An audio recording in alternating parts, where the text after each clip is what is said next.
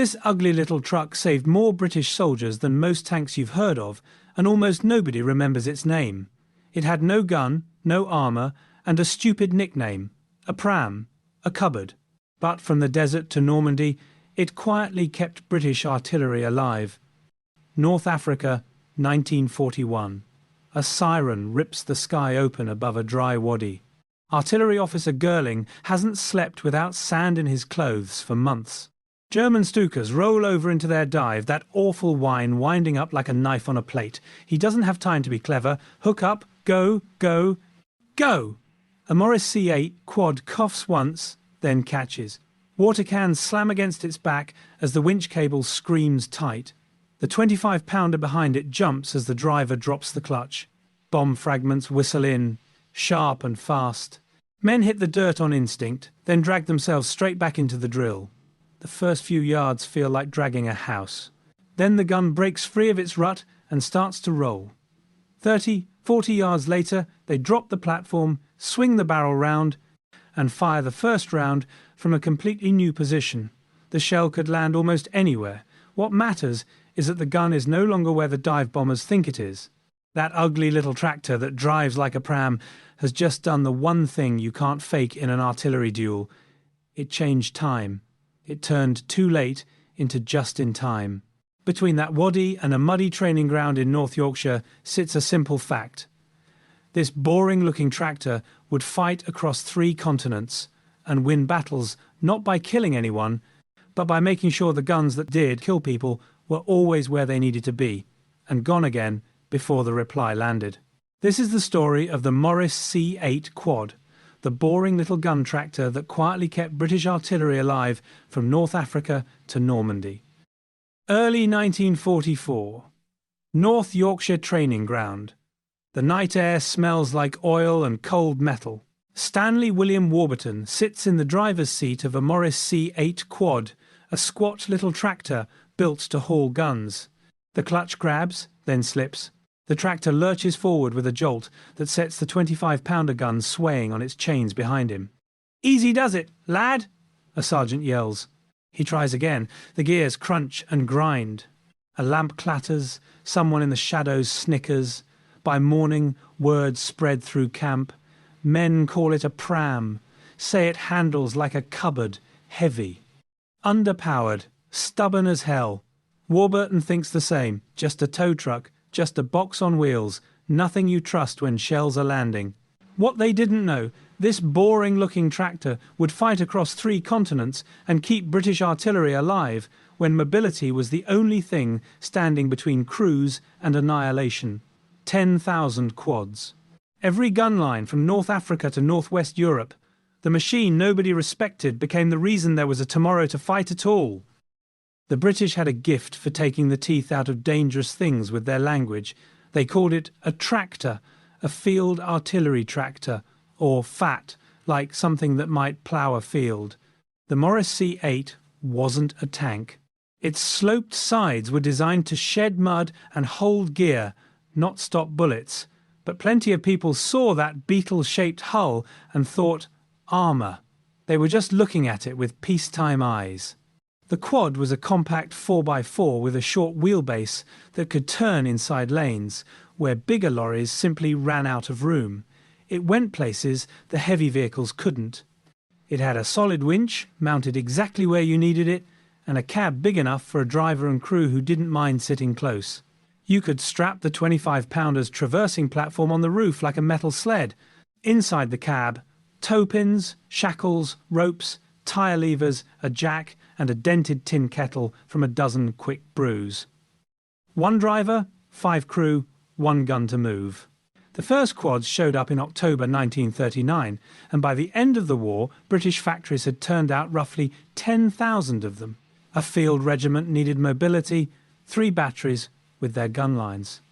Each regiment needed about 36 quads to stay on the move, 24 paired with guns and limbers, and another dozen set up to haul ammunition, little tractors and all that equipment moving as one.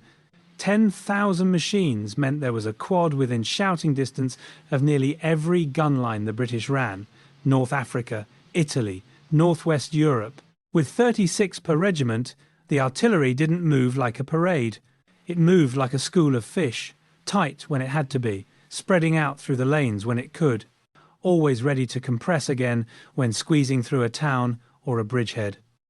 Back in the desert, Girling's voice is clipped because there's no time to spare. Hook-on drill moves fast.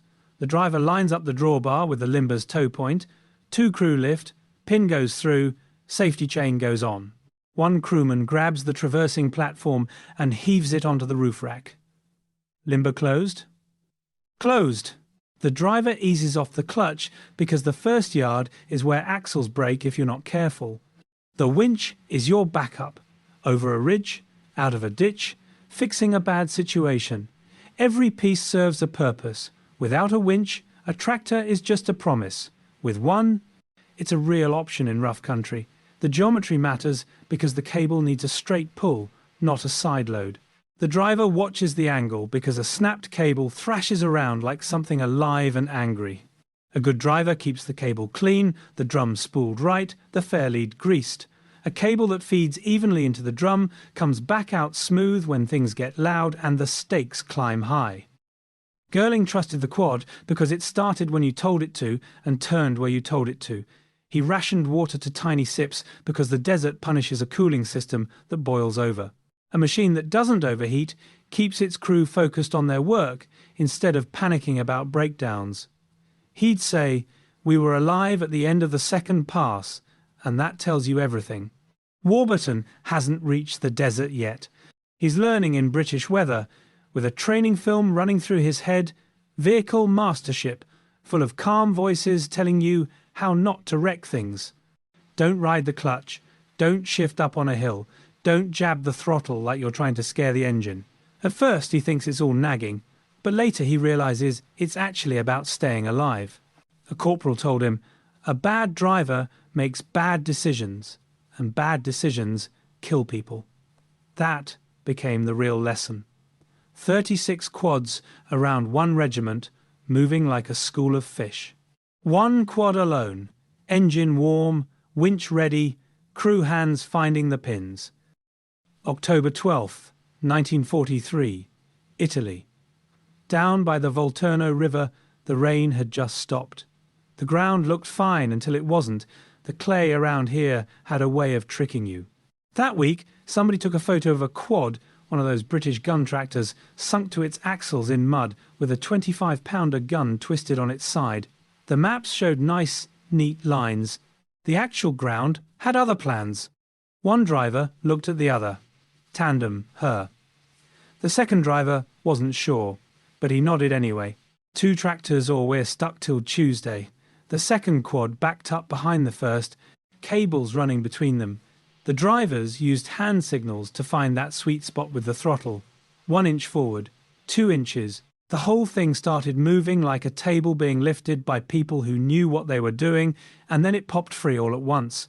Everybody smiled. Fast forward to June 1944, Normandy. The lanes were like green tunnels, with hedgerows tight as walls. Rain kept blowing in sideways off the channel and pooling everywhere. Orders came down at dusk. The infantry needed those guns by midnight. Warburton was driving a tractor now, both hands on the wheel but barely gripping it. He'd learnt in Yorkshire that wrestling a truck around just made everything worse. Chains on now came the order down the line. Engines shut down, then started again. Headlights got covered. Men dropped to their knees with capes draped over the tyres to keep them warm while they worked. The metal was freezing. Each chain link was like a little hand, and together they made a ladder the tyre had to climb. Warburton locked his last one and stood up, watching his breath glow in the lamplight. That's when he heard a mortar fire somewhere in the distance, just 1 round, fired blind at a road everyone had to use. On the map, there was a shortcut that'd save about 10 minutes if nothing went wrong, or there was the longer route with better ground. Warburton stared at the shortcut. It was shiny, could be ice, could just be wet. 3 minutes had gone into fitting chains. It could take 5 more if things went sideways. 1 stuck gun would hold up the whole troop. Yorkshire told him to take the risk. Normandy reminded him why he shouldn't. He took the long way. A quad, a few vehicles ahead, tried the shortcut and got stuck fast. The crew did what they'd done before. One guy positioned himself at the cable, while another watched it. A third kept his eye on the limber wheel. Orders came. Back her down, easy, take the weight. The cable went tight. The tractor inched forward. The limber came free. The driver up ahead raised his hand without looking back. Chain fitting took a couple minutes if you knew what you were doing and everything cooperated. Double that if it didn't. Mortars hiding in hedgerows could fire once every 20 seconds or so, once they had their range. One stalled tractor could waste a quarter hour for the whole battery. The quad could supposedly do 50 miles per hour, but in a night convoy, way less. The only way to stay ahead was not to get stuck in the first place. By August, Louviers was sitting between the column and the river they needed to cross. The turn into town took 3 separate manoeuvres. People leaned out windows. A woman whispered, "Bon courage." A kid clapped once, then looked embarrassed. A corporal jogged along the curb with his hand up, fingers closing to tell drivers when to stop. The quad's engine had this little up and down rhythm the mechanics called a hunt. A baker stood in his doorway holding a tray as a gun crawled past. The limber wheel was literally 2 hands from his shop. Warburton caught his eye. The man nodded once, just once, like one craftsman recognizing another doing their job well. Late afternoon, the battery cleared town and the river showed through the trees like dull glass. The order came, hold for the crossing. Men sat on the limbers smoking. Warburton checked the toe pin, checked the chain brackets, checked the kettle. He looked at those tires the way you'd look at a horse you needed to get you home. She did well, he said. 4 words. From Italy to Normandy. All of it. It's damp enough that your wool coat feels like a broken promise by lunchtime. When the quad starts up, you notice right away the engine sits lower in its throat than you'd expect. A blindfolded driver could recognize it. The idle hunts around, then settles into something deeper and calmer than it ever gets in summer. Chains go on the wheels. Breath hangs in the air like pale flags. Hands go numb and clumsy. Someone drops a chain link in a puddle and swears loud enough that a vicar would understand every word. In the dark, you hear more than you see. Chain on tire sounds like coins spilled on stone. There's that small cough an engine gives right before it steadies. Then the long hiss when a radiator cap lets go the breath it's been holding. Once you know that sound, you can read the weather with your eyes shut. Cold doesn't forgive rushing. Walk away from a cold engine and it might not start again. Petrol thickens, battery plates get sulky. Oil holds a grudge. Drivers learn to crank the key on a schedule. 10 minutes, then 15, then a short turn, just to keep things balanced. You understand why once you've pushed a truck by hand at dawn with sleet in your face. Carburetor icing is another problem. Moist air gets sucked through the venturi, cools down, and the water in it freezes solid right where you need air to flow. You hear it as a flat spot in the power, a hesitation. The answer isn't muscle. Keep the engine warm so the carb never invites ice in the first place. Keep the air filter clean. Avoid long idle in those conditions where everything lines up to freeze you. Chains change how brakes feel. They bite and release, bite and release. Stopping distance gets longer. A tractor pulling a limber carries weight the way a story carries meaning. Drivers brake early and gentle. They downshift and let the engine hold the load because a brake that smells hot on a winter night is telling you something you ignore at your cost.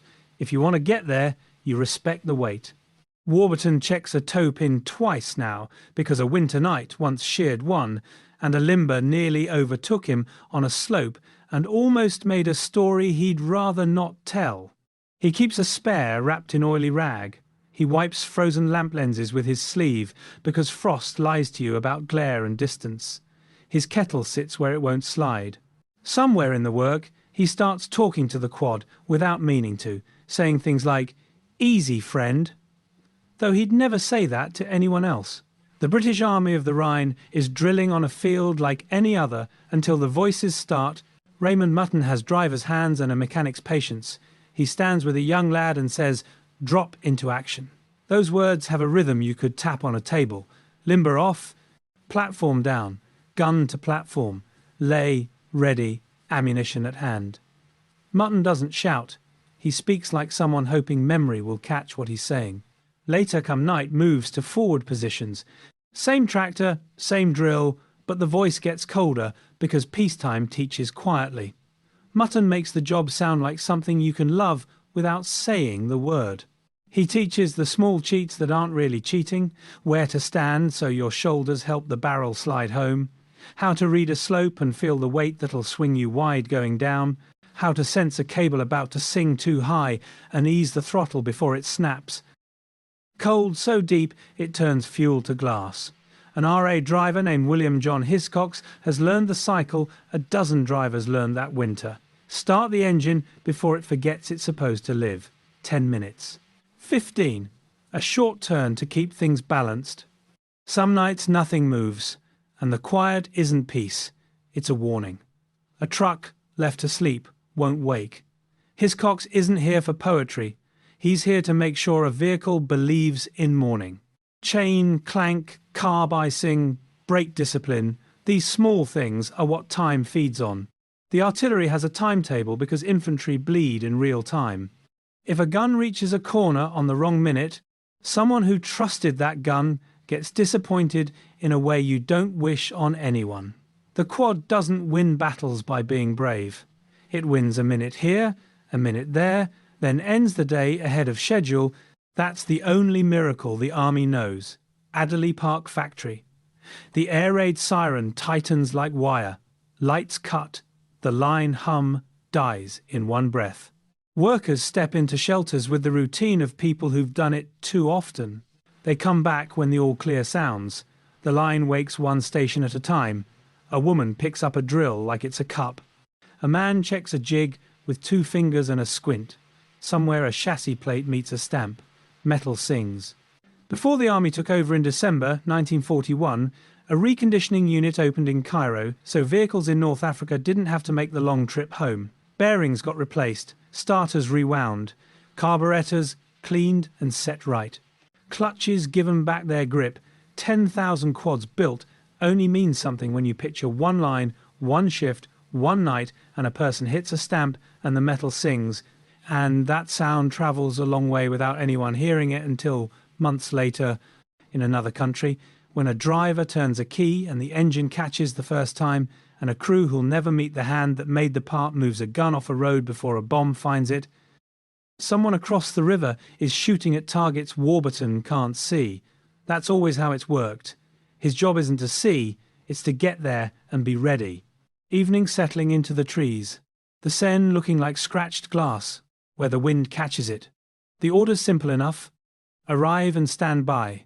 A corporal waves him forward. Warburton rolls ahead, the engine purring steady and low. The lane's tight, no room for mistakes, but just enough space to do things right. He feels the weight settle, clean and straight.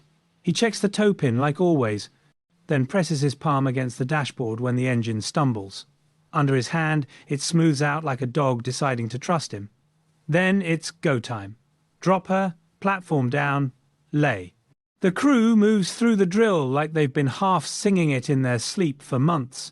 A crewman jumps to the roof rack and slides the platform down, hands finding the same grip points they always do. The gun's feet settle with a small metallic click you can hear even over the engines. Warburton sits ready for the next order because the fastest way to act is to never be caught off guard. No speeches, no drama, just that sound when the platform hits the ground. The first shot goes exactly where it's supposed to. That's the whole point. The gun fires now, not later. Like they say, saving a minute saves a life, somewhere you'll never see. Sure, the jokes are there, drives like a pram, steers like a cupboard, but they don't land in this air. The quad's not armoured, anyway. What it's got instead is something armour can't buy, the ability to be somewhere else when the enemy expects you here. Tanks and planes own ground or sky. The quad owns time, and when things are happening, time matters more than any piece of land on a map. Warburton wouldn't claim the tractor won the war. He'd tell you something truer. The war needed simple things done on time, and the quad did them. You only notice when it's not there. Without thinking, he touches the dash again and climbs down to check the toe pin, then moves the kettle somewhere it won't slide.